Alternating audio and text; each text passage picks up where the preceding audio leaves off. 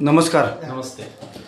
सोलापूर जिल्हा राष्ट्रवादी काँग्रेस अजितदादा पवार यांच्या सांगोला तालुक्याच्या तालुकाध्यक्षपदी तुमची निवड झाली आहे. बऱ्याच घडामोडी घडत आहेत. काल भाजपकडूनही तालुक्याच्या सर्व पदाधिकाऱ्यांची बैठक घेण्यात आली होती. स्वबळाला नारा दिलेला आहे. तुमचे सांगोला तालुक्यातील जेवढे गट आहेत, जिल्हा परिषद आणि पंचायत समिती, त्या तुमचं कशा पद्धतीने विजन असेल, कशा पद्धतीने तयारी असेल, तालुकाध्यक्ष हे पद घेतल्यानंतर कशा पद्धतीने काम करणार आहात? मागच्या 4 दिवसापूर्वी राज्याचे उपमुख्यमंत्री अजितदादा पवार यांच्या राष्ट्रवादी काँग्रेस पक्षाचे सांगोल्याच्या तालुकाध्यक्ष म्हणून निवड झाली. निवड झाल्यानंतर तिसऱ्याच दिवशी सोलापूर जिल्ह्याला जिल्हाध्यक्ष म्हणून असणारे उमेशदादा पाटील यांच्या मार्गदर्शनाखाली सांगोल तालुक्यातील 7 जिल्हा परिषद गट आणि 14 पंचायत समिती गण याच्या इच्छुक उमेदवारांच्या मुलाखतीसाठी आम्ही बहुसंख्य जण तालुक्यातील 7च्या 7 गट 14च्या 14 पंचायत समिती गण याच्यासाठी मुलाखतीसाठी गेलो होतो. चांगल्या पद्धतीनं आमच्या मुलाखती झाल्या आणि आमच्याकडं 21 जागेच्यासाठी जवळजवळ 70 लोकांनी मुलाखती दिल्या. 21 जागेसाठी टोटली सांगोला तालुक्यातल्या. काय त्याचा निकष असेल उमेदवारी देताना सांगोला तालुक्यातील जिल्हा परिषद आणि पंचायत समिती गणासाठी? मी उमेदवार 4 ते 5 दिवस झालं या पक्षाचं काम करत असताना माझ्या निदर्शनात आलं की या पक्षाचा कार्यकर्ता मतदार या तालुक्यामध्ये बहुसंख्य आहे. आणि ज्या वेळेला मी आज 5 ते 6 दिवस झालं या पक्षाचं काम बघत असताना मी मुळात पहिल्यांदा एकच काम करेन की या पक्षाचा निष्ठावंत कार्यकर्ता, या तालुक्यातील निष्ठावंत मतदार आणि निष्ठावंत कार्यकर्त्याला कसं आपल्याला यातून सामावून घेता येईल आणि त्या कार्यकर्त्याला कसा न्याय देता येईल पहिल्यांदा मी बघणार. कारण ज्या कार्यकर्त्यांनी, ज्या मतदारांनी हा पक्ष टिकवलेला असतो, पार्टी चालवलेली असती आणि मी आज नौका जर असलो तर मी सर्वप्रथमतः माझे विचार हे जुन्या लोकांशी बरोबर घेऊन जाण्याचे असतील. पहिल्यांदा तालुक्यामध्ये कोणाचा प्रस्ताव आला राष्ट्रवादी पक्षापुढे तुमच्यापुढे, तो हा तालुकाध्यक्ष म्हणून तुमची काय भूमिका राहील? पहिल्यांदा बरेच गट तट आहेत तालुक्यामध्ये, सांगोला तालुक्यामध्ये काय भूमिका असेल? आता असं निदर्शनात येत आहे की येणाऱ्या 5 ते 6 तारखेला आचारसंहिता डिक्लेअर होते.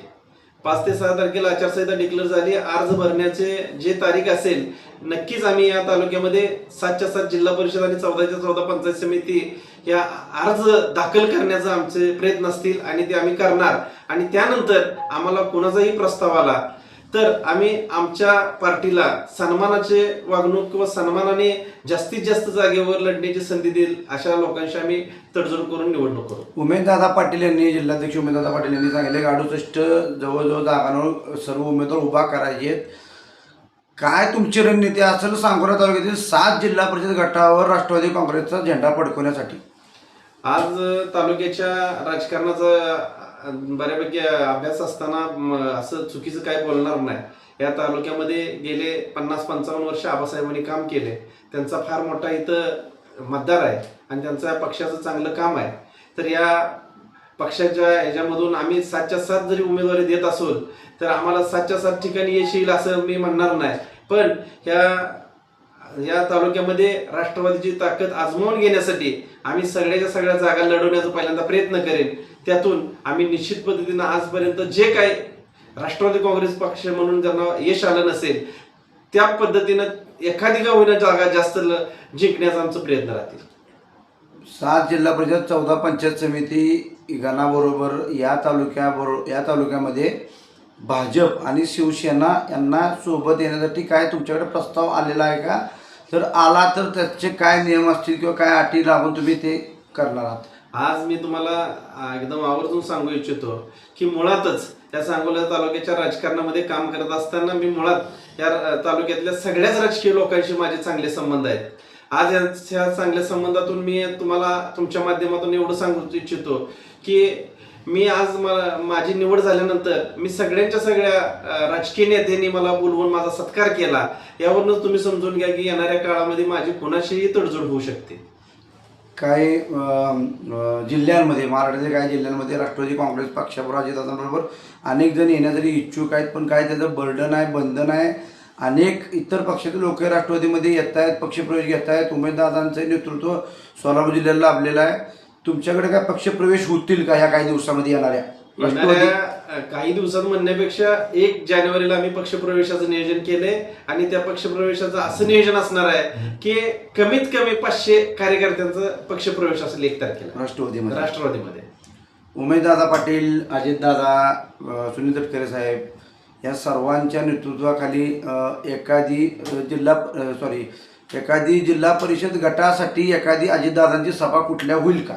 तुमचं काय नियोजन आहे? ज्या दिवशी मी अजितदादांना भेटलो त्या दिवशी मी अजितदादांचा प्रस्ताव मी एकच सांगितला की आज माझा प्रवेश घेत असताना तुम्ही माझ्या तालुक्यात न येता मी प्रवेश घेत आहे, पण निश्चित पद्धतीनं निवडणुकीच्या अगोदर तुमचा एक कार्यक्रम माझ्या तालुक्यात तुमचा लागला पाहिजे आणि प्रचाराच्या दरम्यान तुम्ही सुनीलजी तटकरे साहेब आणि भरणे मामा या तिघांपैकी दोघांच्या तर सभा मला देतो म्हणून त्यांनी शब्द दिला. उमेशदादा पाटील हे सर्व सोलापूर जिल्ह्यामध्ये आजपासून दौरे चालू करतायत. सांगोला तालुक्यासाठी तुमच्याकडे जबाबदारी दिलेली आहे. उमेशदादा पाटील यांच्या नेतृत्वाखाली तुम्ही तालुकाध्यक्षपद सांभाळताय करताय. एखादा त्यांचा दौरा लागून काय कार्यकर्त्यांना नवसंजीवनी मिळेल का त्या माध्यमातून? नक्कीच उमेशदादांनी आज जिल्हाभर दौरा जर चालू केला असेल तर नक्कीच त्यांच्या असणाऱ्या दिनचर्याचे शेड्यूल पाहता मी माझ्या तालुक्याचा पण 1 दिवस त्यांना दौरा करायला सांगणार आहे. कारण उमेशदादांचा जो प्रभाव आहे, जे बोलण्याची भाषण शैली आहे त्याच्यावर असणारी प्रभावी त्यांची भाषण शैली ह्याच्यावर लोकमतात प्रचंड बदल होतोय. तर उमेशदादांनी जर माझ्या तालुक्याला वेळ दिला तर निश्चित पद्धतीनं चांगलं काय तर होऊन जाईल एवढं मला नक्की वाटतंय. विधानसभा निवडणूक लढवली होती, 1 वर्ष झाले विधानसभा निवडणुका होऊन. त्यावेळेची परिस्थिती आताच्या परिस्थितीमध्ये काय फरक वाटतो का?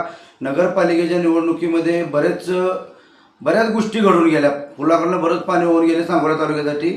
तसं काय राष्ट्रवादी काँग्रेस पक्षाच्या तालुक्यात काय होईल का? तसं काय आहे का तयारी? आज मी अगदी तुम्हाला आवर्जून सांगू इच्छितो की विधानसभेच्या अपक्ष उमेदवार म्हणून मी उमेदवारी अर्ज भरला होता, पण नक्कीच असं मला सांगावंसं वाटतं की एखाद्या पक्षाची ताकद बरोबर असली तर काय असतंय हे ते मला 4 ते 5 दिवसात लक्षात आलं. कारण जिल्ह्याच्या पंचायत समिती आणि जिल्हा परिषदच्या उमेदवारीची मुलाखतीसाठी माझ्या तालुक्यातून 30 गाडी जर जात असेल तर माझ्या या तालुक्यामध्ये राष्ट्रवादीला मानणारा प्रचंड वर्ग आहे.